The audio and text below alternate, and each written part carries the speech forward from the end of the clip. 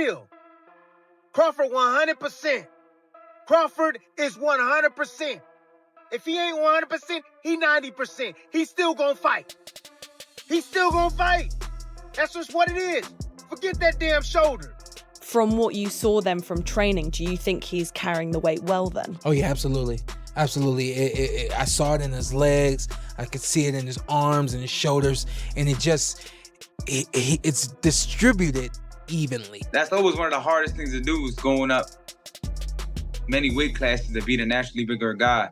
If he can do that, we're talking about he's one of the greats, you know? Reports about Terence Crawford's buildup for his fight with Canelo Alvarez have stirred unease after troubling news surfaced. Top Boxing News revealed whispers claiming Crawford might be carrying a shoulder issue as he heads into Saturday's showdown. These stories sparked debate about whether he will enter the ring completely fit, supporters and pundits questioning if the problem could affect his performance under the lights.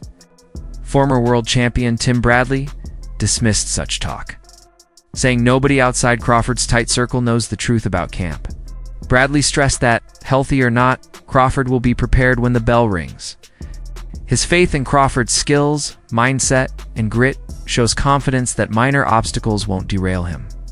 By brushing off the rumors, Bradley reinforces the image of a fighter who never hides behind excuses and steps up determined to compete at the highest level. Bradley, you already know the rest. F that damn shoulder. We don't care about that shoulder. We don't care about that shoulder.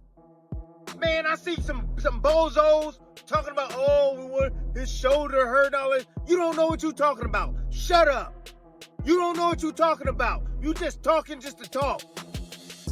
You have no clue what's going on in Crawford's camp. No clue. So shut up, bozo. Man, tired of this, man. Golly. Even the stuff about Boots. Boots beating the hell out of Canelo. Fugazi. That's not true. That was not true. That was not true. Man, everybody always creating stupid-ass narratives just to get views, yo. For real. Crawford 100%. Crawford is 100%. If he ain't 100%, he 90%. He's still gonna fight.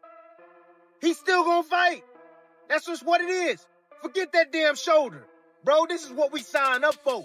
This is part of being a fighter. That's what it's part of. This is what you wanted. This is what you got. This is what comes with it. That's it. Stop making excuses. Don't want to hear that, man. Hell no. No excuses. No team. Winner takes all on this one. That's how that go. Winner takes all. We don't want to hear no damn excuses by anybody. I know I don't. Hell no. Canelo win fair and square, he win fair and square. That's just what it is. He's the better fighter, period. If Crawford wins fair and square, he's the better fighter. That's what it is, period. I don't want to hear nothing about no weight. I don't want to hear none of that. Nope, they the same damn weight. That's what they are. On fight night. The Saudi advisor, Turki Alalshik, a key figure in hosting huge boxing spectacles in the kingdom, voiced his excitement over this matchup's size. He called it their biggest event yet, noting not just the promotion's reach but also the worldwide attention surrounding it. Asked how Crawford is coping with the challenge of moving up in weight, Turki replied with assurance, saying both men will show up prepared and at full strength. His remarks highlight the professional setup crafted for this bout, giving Canelo, Alvarez, and Terence Crawford equal chances to deliver their best. For Alalshik, it's about honoring boxing history being made before a global crowd. It's been good. It's been good. And this is the biggest fight in the last 10 years. What do you make of Terence Crawford's shape? He posted that photo with the six-pack. How do you think he's handling the weight? This is the fight, the biggest fight for them. And they will be ready 100%, both of them. Thank you very much. Oscar De La Hoya, Hall of Famer and Golden Boy promoter, spoke about Crawford's obstacles in this contest. To him, stepping up to face Canelo Alvarez is a huge jump, especially after a year out of action. De La Hoya said Crawford must produce a near-perfect display to neutralize Canelo's strength and know-how. Meanwhile, Canelo's path might be simpler. Absorb Crawford's shots, dictate the tempo, and apply his size and power. De La Hoya's insight stems from his long career as both boxer and promoter. understanding how weight and activity often shape the outcome of marquee fights. Do you feel that Terence has a shot in beating Canelo Alvarez? When I watched Terence Crawford get rattled and rocked by Yorkis Gamboa, who's a natural 30-pounder, it's going to be a huge problem when he gets hit by Canelo, who's a natural 175. So he fights at 175. He's fighting these big monsters. Yeah. He's not getting rattled at all. Right. No. Berlanga's a big kid. Right. Yeah. So it makes me think, I mean, how is Crawford going to keep him away for 12 rounds? Canelo's going to come at him hard. Right. But then again, I think about Crawford's abilities and his IQ and his... Boy Anthony, Executive Club, getting a fresh haircut. But just want to talk about Canelo Crawford is coming up this weekend and everybody's excited. Here in Vegas, the electricity is in the air. So look, even though these guys are combined almost 80 years old, it should be a good fight. And let me tell you why. Crawford is coming up 2 weight classes and he's coming off a year's layoff. So that's a huge advantage for Canelo. If Canelo forces his will on him, he'll probably be 190 pounds inside the ring on fight night. I give him a great shot in the 7th, 8th, 9th, 10th round to knock out Crawford. If he doesn't do that, then Crawford is going to box his ears off. It might be another Mayweather versus Canelo. Remember when Mayweather was just schooling him and making him look silly? That can happen again this Saturday. So everything has to be perfect for Crawford. He has to use his footwork. He has to use his speed, his combinations, his ring IQ. He has to stay disciplined. And Canelo, all he has to do is take Crawford's punches, but he cannot be comfortable in... For at the pre-fight press event, Terence Crawford addressed the buzz about his rumored shoulder trouble. Rather than show irritation, he countered with humor, joking about the speculation while staying calm. Crawford projected self-assurance, refusing to let doubts upset his focus or shift the storyline. This response displayed one of his strongest traits, composure when pressure mounts. He has consistently presented himself as someone who flourishes under bright lights and never gives rivals an opening to gain a mental edge. Thank you. Hey, Terence, how are you? This is Chava Rodriguez from ESPN Account. You know, to be involved in this kind of events has a lot of rumors, and you already know that everybody or many people saying that, I don't know if the left one, the right one, or both, but somebody says that you have some kind of problem in any one of your shoulders. Can you just clarify what is your position about those rumors? Yeah, my shoulder messed up, everyone. You know, so don't tell Canelo. Maybe the right, maybe the left, but it's both of them. I'm having problems with my shoulders. Keep that under wraps. And finally, everybody say that Canelo is gonna be the favorite in the stadium with a lot of people supporting him. But what about Omaha? Do you feel many people from Omaha is coming to support you this weekend right here in the... Sean Porter, a former welterweight champ who fought Crawford, shared a thoughtful take on Crawford's conditioning. After watching him in camp, Porter praised the way Crawford added muscle and managed the jump in weight. He noted the extra bulk was evenly spread, with clear gains in legs, chest, and arms. To Porter, this proves Crawford hasn't traded speed or quickness for size. Instead, the progress seems planned and purposeful, preparing him for the strength of a naturally bigger foe like Canelo. What do you think most people get wrong when they're thinking of putting on weight for fights? Most boxers don't lift weights. That's kind of the no-no in boxing. But as I like to say, when you're putting on weight, it has to be muscle. You can't put on fat. You can't put on, sluggish, nothing. So the best thing a fighter can do when he's trying to gain 10 pounds to fight at another weight class is hit the weights, up your protein and things of that nature. I saw the man eat. The man is eating brilliantly. He's doing it all right.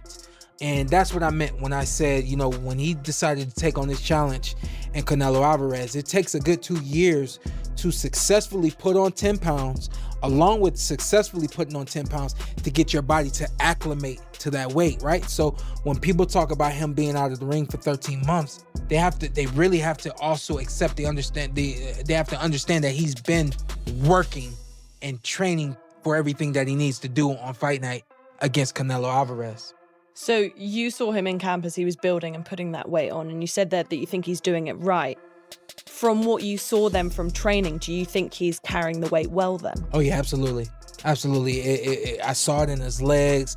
I could see it in his arms and his shoulders, and it's distributed evenly.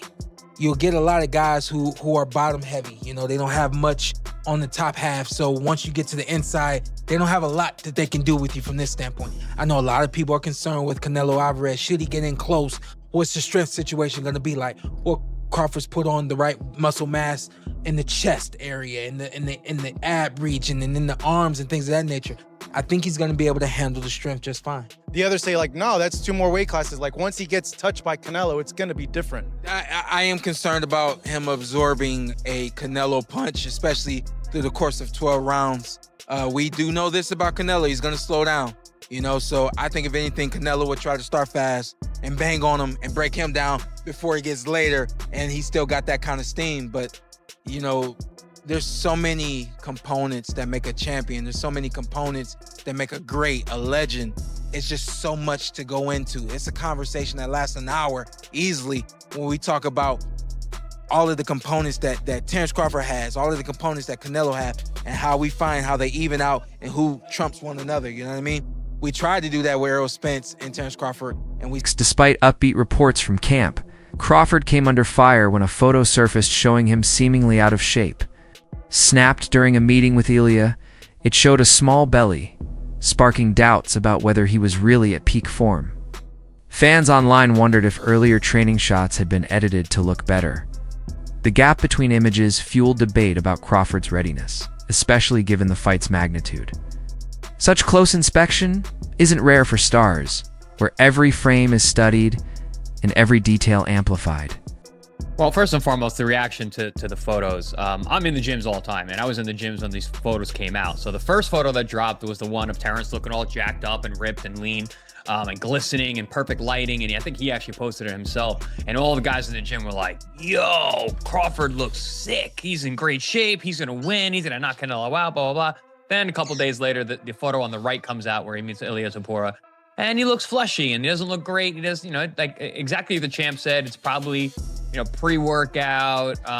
He probably just drank a bunch of water after the workouts. He's a little bit bloated. He's also not flexing. You know, he's Seven trainer and analyst Teddy Atlas praised Crawford's physique in new photos. Atlas said Crawford looks intimidating, backing his belief the boxer is ready for a career-defining night. He reminded fans that he'd chosen Crawford early and remains firm in that stance. For Atlas, the edge lies not only in fitness, but also in the fire Crawford shows. He feels that focus, discipline, and hunger will separate Crawford from Canelo. Known for blunt commentary, Atlas's vote of confidence carries weight. Since he is famed for frank views about fighters' chances, vaguely proposed, where a lot of people poo-pooed it. No, Crawford's too small, forget about it, doesn't make sense. When it was going through those times, I didn't hesitate. I said Crawford. I'm not changing now. I see, listen, both guys have gotten older. I don't know. I hope it's not. And I'll put the disclaimer out there first. I'm not poo-poo. I'm not raining on anyone's parade. I think it's a very interesting fight, and I hope it's a great fight. And they're making it so big. They're really bringing everything out for this fight. You know, Dana White, his first involvement in boxing, in a promotion of a fight like this. I know he's involved with Walsh, the Irish kid. But I mean, his first really foray with boxing in this kind of way and level with Turkey Al-Sheikh, and they're not holding anything back. I mean, they're putting everything into this. I remember how excited everyone was for the Mayweather fight with Pacquiao. As it turned out, it was 5 years too late. It didn't happen when probably it should have, to really give us a chance to really have a great fight. And people were very disappointed. And I don't I'm not